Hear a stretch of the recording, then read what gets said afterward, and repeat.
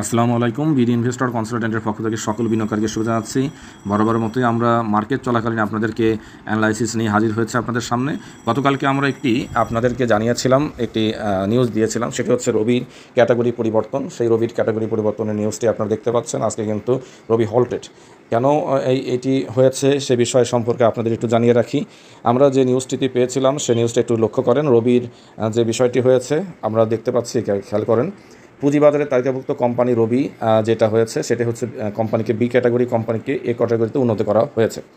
কারণ হলো 30শে জুন 2023 সালের সমাপ্ত বছরে সাধারণ বিনিয়োগকারীকে 10% নগদ লভ্যাংশ দিয়ে এ ক্যাটাগরিতে উন্নতি হয়েছে। অর্থাৎ কোম্পানিটি আগে বি ক্যাটাগরি ছিল, এখন এ ক্যাটাগরি কোম্পানিতে রূপান্তরিত হয়েছে।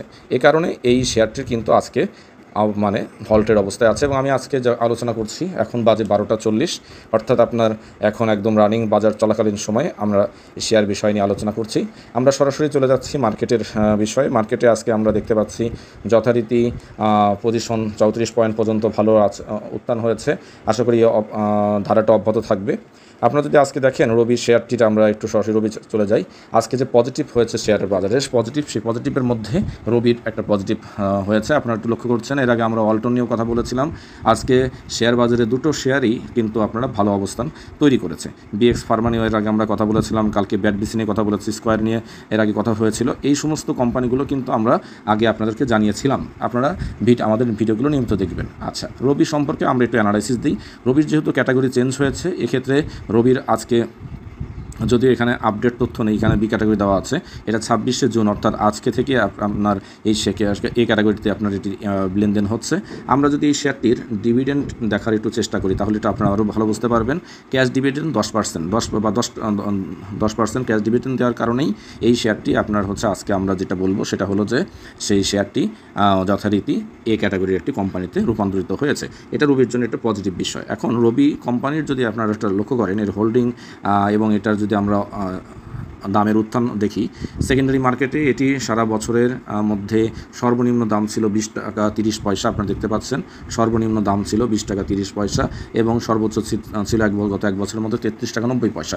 এখন শেয়ারটির আজকে হল্টেড হয়েও শেয়ারটি 23 টাকা 40 পয়সা অবস্থান করছে। তার মানে এখনও কিন্তু শেয়ারটি আপনার একটা ভালো পজিশনের মধ্যে অবস্থান তৈরি করছে বা তৈরি হয়ে আছে। এবং আজকে লেনদেনের পরিমাণটাও বেশ ভালো। অনেক মানুষ এইখানে শেয়ারটা কিনেছে বা বাইসেল হয়েছে, এটা একটা পজিটিভ বিষয়। এবং যথারীতি আপনারা যদি লক্ষ্য করেন, এই শেয়ারটি বেশ কারেকশন হয়েছে, এবং কারেকশন হয়ে এই শেয়ারটা বর্তমানে এই অবস্থান আছে। আমরা যে একটা উইকলি চার্ট নিয়ে এসে আপনাদের দেখানোর চেষ্টা করি।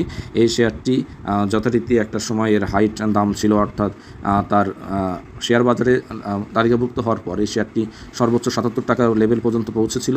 তারপরে বর্তমানে কিন্তু এটা ডাউন ট্রেন্ড এবং অনেকটা নিচে এসে অবস্থান করছে। এখান থেকে সামনে ভালো হওয়ার সম্ভাবনা অবশ্যই আছে। এখন ভালো হলে কত পর্যন্ত হতে পারে, সেক্ষেত্রে এর বিভিন্ন রেজিস্ট্যান্স আছে, আপনারা দেখতে পারেন। সেক্ষেত্রে 30 টাকা বা আপনার হচ্ছে একটা রেজিস্ট্যান্স আছে, স্ট্রং রেজিস্ট্যান্স, যদি এই পর্যন্ত যেতে পারে।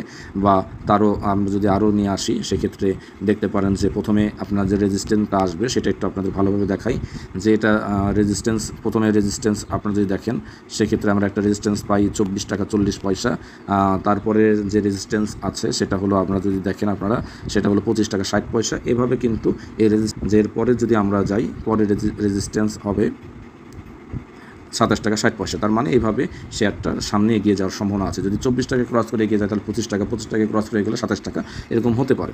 তবে এই শেয়ারটা নিয়ে আপনারা অনেক শেয়ার বাজারে অনেক বিনিয়োগকারী এই শেয়ারটা কিনে দীর্ঘদিন লসের মধ্যে রয়েছেন। কারণ দীর্ঘ কারেকশনের কারণে শেয়ারটা আপনার হলো দাম কমেছে। তবে সবচেয়ে বড় ব্যাপারটি হলো শেয়ারটি এখন খুবই চমৎকার এই ক্যাটাগরির একটি কোম্পানিতে রূপান্তরিত হওয়ার কারণে, এবং এবছরে 10% যেহেতু তারা ডিভিডেন্ড দিয়েছে, এরকম ডিভিডেন্ড যদি 2024 সালের ডিভিডেন্ডও তারা প্রদান করে, অর্থাৎ আগামী বছর যদি তারা আবার 10% প্রদান করে বা তার বেশি যদি প্রদান করে, তাহলে এই কোম্পানিটা এই ক্যাটাগরি থাকবে এবং এই কোম্পানির ভবিষ্যৎ ভালো হবে।